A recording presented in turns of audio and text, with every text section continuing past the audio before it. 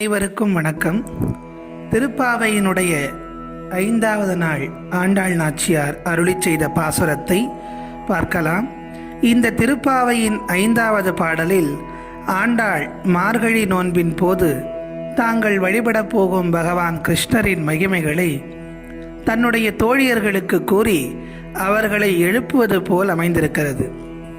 இந்த 5வது பாசுரம் முதல் 15வது பாசுரம் வரை அவள் தன்னுடைய தோழியர்களை எழுப்புவதாகவே பாசுரங்கள் அமைந்துள்ளன. மனிதர்களாகிய நாம் செய்யும் வினை பயன்களால் தான் நமக்கு பிறவி ஏற்படுகிறது. அப்படி நாம் எடுத்த இந்த பிறவியிலும் நாம் தெரிந்தும் தெரியாமலும் பாவங்கள் பல செய்கிறோம்.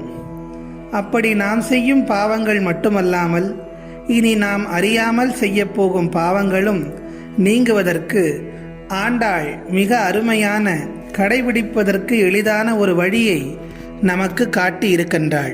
காலம் தாழ்த்தாமல் முதலில் பாசுரம் என்ன என்பதை பார்த்துவிட்டு பின் அதன் விளக்கத்தை பார்க்கலாம். மாயனை மண்ணு வடமதுரை மைந்தனை தூய பெருநீர் யமுனை துறைவனை ஆயர் குலத்தினில் தோன்றும் அணிவிளக்கை தாயை குடல் விளக்கம் செய்த தாமோதரனை தூயோமாய் வந்து நாம் தூமலர் தூவித் தொழுது வாயினார் பாடி மனத்தினார் சிந்திக்க போய பிழையும் புகுதருவான் நின்றனவும் தீயினில் தூசாகும் செப்பேலோர் எம்பாவாய் என்பது ஆண்டாள் நாச்சியார் நமக்கு அருளி செய்திருக்கக்கூடிய திருப்பாவை 5ஆம் நாள் பாசுரம். இந்த பாசுரத்தில் ஆண்டாள் நாச்சியார் கிருஷ்ண பரமாத்மாவினுடைய பெருமைகளை எவ்வாறெல்லாம் சுட்டி காட்டுகிறார் என்பதை வரிக்கு வரி விளக்கமாக பார்க்கலாம். மாயனை மண்ணு வடமதுரை மைந்தனை தூய பெருநீர் யமுனை துறைவனை. மாயங்கள் செய்வதில் வல்லவராக விளங்கக்கூடியவர் கிருஷ்ண பரமாத்மா.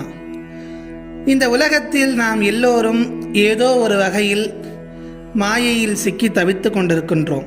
இந்த உலக வாழ்க்கை என்பதே ஒரு மாயைத்தான்.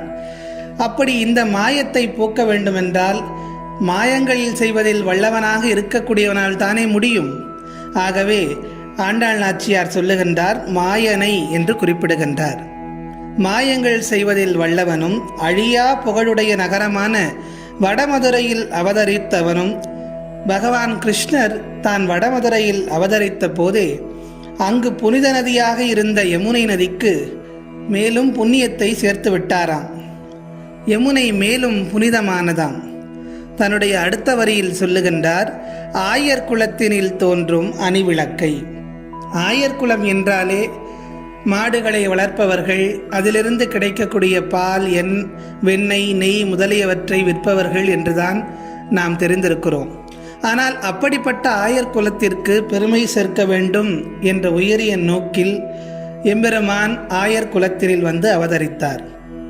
அவன் ஆயர் குலத்தில் தோன்றிய எந்த இருளாலும் தின்ன முடியாத ஒப்பற்ற ஒளியை வீசும் அற்புத அணிவிளக்காக இருக்கின்றார் என்று அவரை மேன்மேலும் பெருமைப்படுத்தி கூறியிருக்கின்றார் ஆண்டாள் நாச்சியார். அடுத்த வரிகளில் தாயை குடல் விளக்கம் செய்த தாமோதரனை சிந்தித்து பாருங்கள். அவனை சுமந்து பெற்றெடுத்தவள் ஒருத்தி. சிறைச்சாலையிலே தேவகி கண்ணனை பெற்றெடுக்கின்றாள். ஆனால் அவனை வளர்த்து எல்லா பேறுகளையும் பெற்றவள் இன்னொருத்தி. என்ன தவம் செய்தனை என்று இவனை பெற்றவளினை கண்டு வானவரும் மேலவரும் பொறாமை கொள்ளும் வண்ணம் தாயின் குலம் விளங்க செய்த தாமோதரன் அல்லவா. உண்மையில் அவனை பெற்ற தேவகியை விட அவனை சீராட்டிய யசோதை அல்லவா அத்தனை பாக்கியங்களையும் பெற்றாள். ஆகவேதான் ஆண்டாள் நாச்சியார் தாயை குடல் விளக்கம் செய்த தாமோதரனை, தாயினுடைய கருவறைக்கு பெருமை சேர்த்தவன் எம்பெருமான் என்பதை குறிப்பிடுகின்றார். தன்னுடைய அடுத்த வரிகளில் சொல்லுகின்றார், தூயோமாய் வந்து நாம் தூமலர் தூவி தொழுது வாயினார் பாடி மனத்தினார் சிந்திக்க போய பிழையும் புகுதருவான் நின்றனவும் தீயினில் தூசாகும் செப்பேலோர் எம்பாவாய்.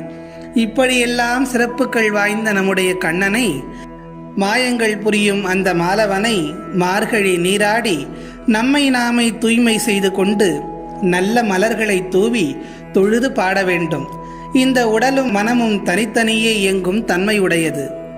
உதடுகள் நாமஜபம் செய்யும் போது மனம் வேறு எங்கு ஒரு விஷயத்தில் குடிகொள்ளும். அத்தகைய மாயையை உடையது. எனவே நாம் வாயால் பாடும்போது மனதாலும் அவனை சிந்திக்க வேண்டும். கலியுகத்தில் கடைத்தேற ஒரே வழி பகவான் நாம சங்கீர்த்தனமே.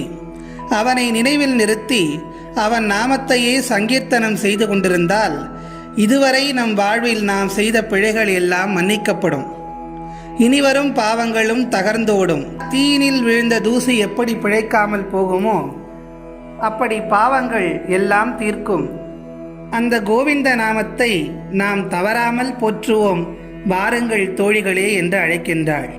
யோசித்து பாருங்கள், தீ என்பது அந்த தீயில் எதை போட்டாலும் எரிந்து சாம்பலாக்கிவிடும்.